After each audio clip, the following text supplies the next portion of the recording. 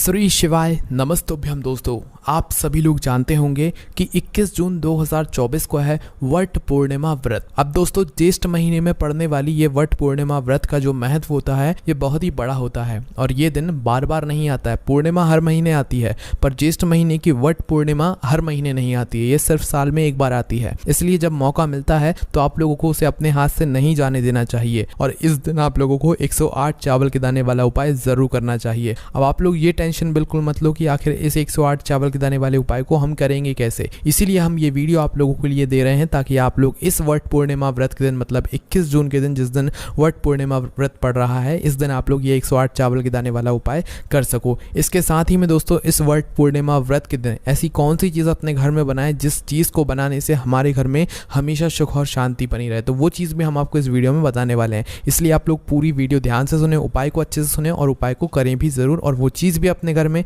ज़रूर बनाएं जो कि हम आपको बताने वाले हैं, जिससे आपके घर में सुख और शांति बनी रहेगी। अब दोस्तों, ये उपाय भले ही आपने पहले क्यों ना किया हो पर एक बार और ज़रूर सुन लेना ताकि आप लोग अगर कोई गलतियां भी करते हो इस उपाय को करने में तो वो आप ठीक कर लो। और जब आप अपनी गलतियों को ठीक कर लोगे उपाय को करने में तो भाई आपको जो उपाय का फल है वो बहुत जल्दी और बहुत बड़ा होकर मिलेगा। ठीक है, तो ये बात आप सभी लोग अच्छे से यहाँ पर जानते ही हो। तो दोस्तों, इस वीडियो में हम लोग सबसे पहले समझ लेते हैं कि इस 108 चावल के दाने वाले उपाय को आपको इस वट पूर्णिमा व्रत के दिन कैसे करना है, किसको करना है, किस समय करना है और एक ऐसी कौन सी चीज़ है जो कि इस दिन आप लोगों को अपने घर में ज़रूर बनाना है। अगर ये आप जानना चाहते हो तो वीडियो को एक बार पूरा देखना और उपाय को अच्छे से समझना। और अगर आप अपनी किसी भी प्रकार की मनोकामना पूर्ण करवाना चाहते हो, दुख और परेशानी से आप लोग छुटकारा पाना चाहते हो या किसी भी प्रकार की आपकी जो भी दुख और परेशानी है या मनोकामना है या कोई काम है, तो भाई उसके लिए आप लोग अपना यह वाला उपाय कर सकते हो। ठीक है, और अपनी सुख और शांति के लिए आप अपने घर में एक चीज़ बना सकते हो जो कि हम आपको इसी वीडियो में यहाँ पर बताने वाले हैं। तो सबसे पहली चीज़ दोस्तों, इस वट पूर्णिमा व्रत के दिन आप लोगों को जो ये वाला उपाय करोगे ये घर में से किसी एक बड़े सदस्य को करना है। अब वो घर में से जो बड़ा सदस्य होगा वो विशेष रूप से घर की बड़ी माताओं बहनों में से कोई एक होगा। ठीक है, क्योंकि इस वाले उपाय को घर के सभी सदस्यों को करने की ज़रूरत नहीं है। घर में से अगर कोई एक बड़ा या मुख्य सदस्य भी इस उपाय को करेगा तो उसको इस उपाय को करने का फल मिल जाएगा। पर हाँ, अगर कोई व्यक्ति ऐसा है घर में जो अपनी पर्सनल मनोकामना के लिए, अपनी खुद की किसी मनोकामना के लिए ये उपाय करना चाहता है तो वो बिल्कुल कर सकता है। पर अगर घर की सुख और शांति के लिए आप लोग उपाय कर रहे हो तो घर में से कोई एक ही व्यक्ति करेगा तो भी वो चल जाएगा। ठीक है, तो घर की बड़ी जो माताएं बहनें उनमें से कोई भी एक माता बहन इस वाले उपाय को कर सकती है। पर अगर किसी कारणवश घर में माताएं बहनें उपस्थित ना हो या फिर किसी कारणवश वो ये वाला उपाय ना कर पा रही हो तो फिर घर का कोई बड़ा जो सदस्य होगा, चाहे वो पुरुष ही क्यों ना हो, वह भी फिर ये वाला उपाय कर सकता है। ठीक है, इसके बाद में दोस्तों बात आती है कि इस 108 चावल के दाने वाले उपाय को हमें करना किस समय है, सुबह के समय करना है कि शाम के समय करना है। तो देखो, यहाँ पर हम आपको एक बात बता दें कि ये वाला जो उपाय है ये आप सुबह के समय भी कर सकते हो और शाम के समय भी कर सकते हो। देखो, आप चाहे उपाय सुबह करो चाहे शाम को करो, बस समय का विशेष रूप से आप लोगों को ध्यान रखना चाहिए। क्योंकि अगर सुबह की हम अगर बात करें तो जितना जल्दी हो सकता है आपको उतना जल्दी उपाय को कर लेना चाहिए शिव जी के मंदिर में जाकर। और शाम के समय की बात करें तो भाई शाम के समय 6 बजे से लेकर शुरू हो जाता है जो कि रात 8 बजे तक अभी फिलहाल चल रहा है। ठीक है, तो शाम 6 बजे से लेकर या 6:30 बजे से लेकर रात 8 बजे के बीच में आप लोग अपना यह वाला उपाय कर सकते हो। ठीक है, तो समय का थोड़ा ध्यान रखा करो, बाकी आप लोग थोड़ा लेट ना होया करो, है ना। तो भाई इस वाले उपाय को आप इन दोनों समय पर कर सकते हो। उसके बाद में ये वाला जो उपाय है ये भगवान शिव जी के मंदिर में जाकर होगा, आपके घर पर बिल्कुल भी नहीं होगा। इस बात का आप लोगों को ध्यान रखना है। ठीक है, उसके बाद में दोस्तों इस उपाय की सामग्री क्या है, तो देखो उपाय के नाम में ही आप लोगों को समझ आ रहा होगा कि इस वट पूर्णिमा व्रत के दिन जो हम 108 चावल के दाने वाला उपाय कर रहे हैं, भाई इसमें सबसे जरूरी जो चीज़ है वो 108 चावल के दाने ही हैं। पर यही तो सबसे मेन चीज़ है। अब ये 108 चावल के दाने जो हम लेंगे ये कहाँ से लेंगे, खरीद कर लाना पड़ेगा या तो हमें कहाँ से लेना पड़ेगा। तो देखो, हम आप लोगों को यहाँ पर बता दें कि जो 108 चावल के दाने हैं ये चावल के दाने आप लोगों को अपने ही घर से लेना है, बाहर से या बाजार से खरीद कर बिल्कुल भी नहीं लाना है। आपके घर के रसोई घर में चावल उपस्थित हैं, चावल बनते भी होंगे, है ना। तो भाई उन्हीं चावलों में से आप लोगों को 108 चावल के दाने निकालना है ना। तो तरीका क्या है वो सबसे पहले आप लोग सुन लो। तो देखो, जब भी उपाय कर रहे हो चाहे सुबह या शाम को, तो उसके कुछ समय पहले ही आप लोग जो है अपने दानों को गिनकर रखना। ठीक है, ज़्यादा पहले से गिनकर रखने की जरूरत नहीं है क्योंकि आपके घर में ही चावल उपस्थित होते हैं।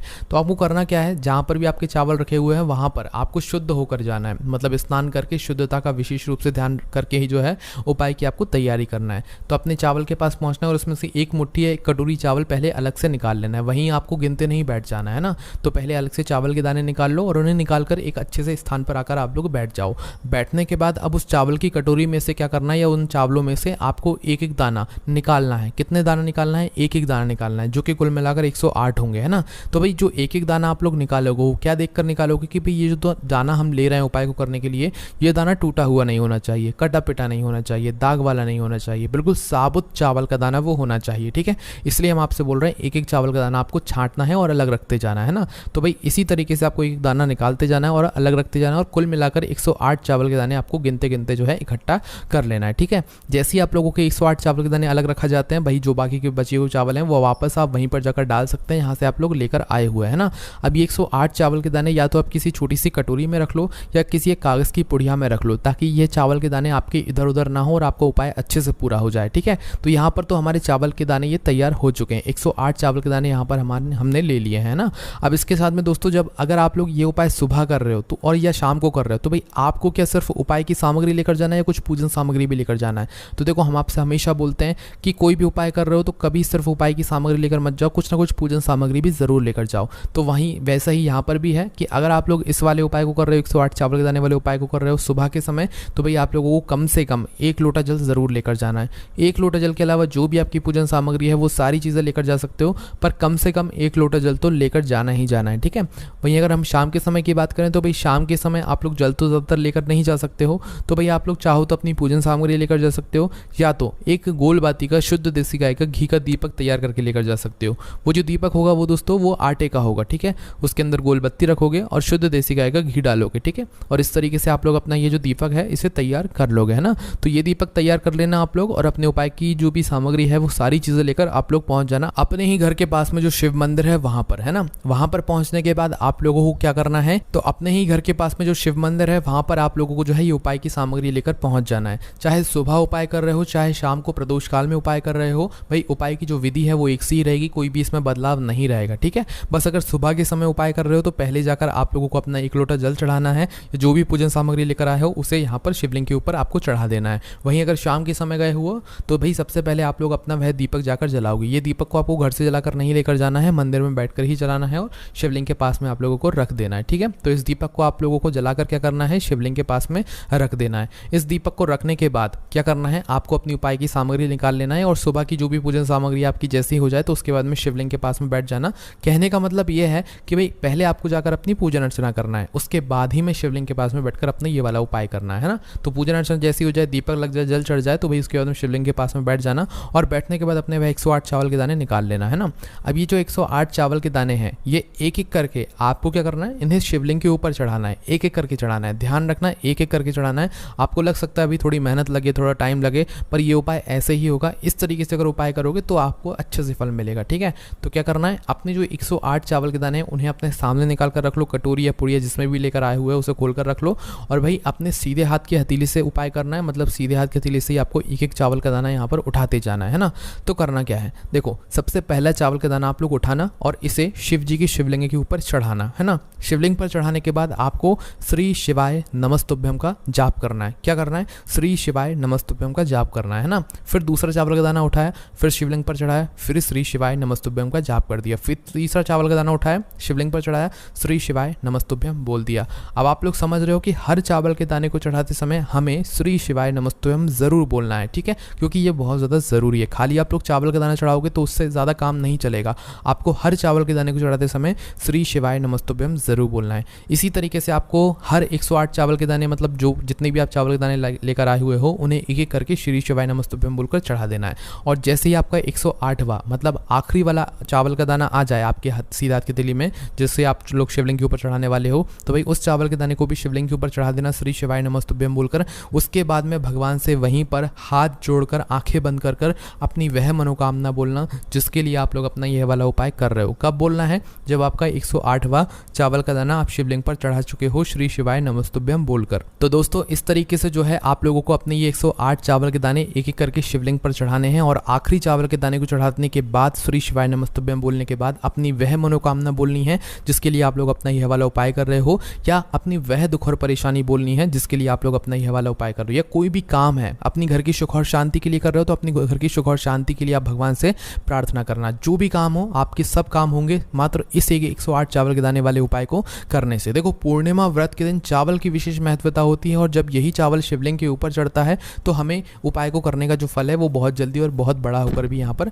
मिलता है। ठीक है, तो जैसे आप लोग यहाँ पर अपनी मनोकामना मनोकामना बोलते हो, भगवान के सामने 2 मिनट श्री शिवाय नमस्तुभ्यम का जाप भी कर लेना। जाप करने के बाद भगवान को धोख देकर भगवान से प्रार्थना और विनती कर कर आप लोग अपने घर पर वापस आ सकते हो और आपका ये वाला उपाय पूरा हो जाता है। ठीक है, इस उपाय को आपको 2 बार करने की जरूरत नहीं है, मतलब सुबह और शाम 2 टाइम करने की जरूरत नहीं है। एक ही टाइम आप लोग उपाय करोगे, दोनों टाइम नहीं करना है, इस बात का ध्यान रखना। सुबह कर रहे हो तो सुबह करना, शाम को करना है तो शाम को करना, किसी एक ही समय करना है ना, इस बात का आप लोग ध्यान रखना। तो दोस्तों अब हम उस चीज़ के बारे में बात कर लेते हैं जो कि हमने आप लोगों को यहाँ पर बोला था कि भाई इस दिन आप लोगों को अपने घर में ये चीज़ यहाँ पर बनानी चाहिए। बाकी दोस्तों ये वाला जो उपाय है ये यहाँ पर पूरा हो जाता है। तो दोस्तों वो जो चीज़ है जो कि आपको अपने घर में इस वट पूर्णिमा व्रत के दिन बनानी है वो है दोस्तों चावल की खीर। ये चावल की खीर अगर पूर्णिमा व्रत के दिन, वट पूर्णिमा व्रत के दिन अगर आपके घर में बनती है तो आपके घर में सुख और शांति आने से नहीं रुक सकती, लक्ष्मी जी की आशीर्वाद आने से नहीं रुक सकता। ठीक है, तो इसलिए वट पूर्णिमा का दिन बहुत ही विशेष माना जाता है। इस दिन आप लोगों को अपने घर में चावल से बनी हुई खीर ज़रूर बनानी चाहिए, वो भी शुद्ध देसी गाय के दूध से। किससे? शुद्ध देसी गाय के दूध से। भले ही आपके घर ना आता हो तो आप कहीं डेयरी से ढूंढ कर लेकर आएँ, पर थोड़ा सा दूध तो आप लोगों को लाना पड़ेगा और उस दूध से आप लोग क्या करें, शुद्ध देसी गाय के दूध से खीर बनाएं। शक्कर गुड़ जो भी आप लोग डालते हैं उसे डालकर, और खीर बनाने के बाद आप लोग शाम के समय या जब भी आप खीर बना रहे हैं उस समय सबसे पहले तो अपने घर में जो भगवान विराजित हैं उनको भोग लगाना है, लड्डू गोपाल को भोग लगाना है, शिव जी को भोग लगाना है, सभी भगवानों को भोग लगाने के बाद उस खीर को आपको अपने घर के सभी सदस्यों को देना है। और जैसे ही उस खीर को आप अपने घर के सभी सदस्यों को दे देते हो तो भाई इससे आपके घर में अब सुख और शांति बनी रहेगी। आपके घर में लड़ाई झगड़ा भी होता होगा ना तो वो भी बंद हो जाएगा। इतनी ताकत होती है इस वट पूर्णिमा व्रत के दिन बनाई गई इस चावल की खीर की, है ना। पर बनाना गाय के दूध से ही है और चावल की ही खीर बनाना है, तो इन बातों का आप लोग बस विशेष रूप से ध्यान रखना। तो दोस्तों इस तरीके से आप लोगों को ये पूरा उपाय करना है और जो चावल से बनी हुई खीर है उसे अपने घर में बनाना है। पहले उस चावल की खीर को आप भगवान को भोग जरूर लगाइएगा, उसी के बाद में आप खाइएगा और अपने घर के सभी सदस्यों को खिलाइएगा। इससे बहुत ही बड़ा और विशेष फल मिलता है और आपके घर में सदैव सुख और शांति बनी रहती है मात्र इस चावल की खीर को बनाने से। बाकी हमने आपको उपाय बता ही दिया है, आप अपनी सभी प्रकार की मनोकामनाओं के लिए उस उपाय को कर सकते हो, मतलब 108 चावल खिलाने वाले उपाय को कर सकते हो। बाकी आपके मन में अगर कोई भी समस्या आती है इस उपाय करने में, आप हमसे कमेंट करके पूछ सकते हैं। ओम नमः शिवाय, जय भोले बाबा, श्री शिवाय नमस्तुभ्यम।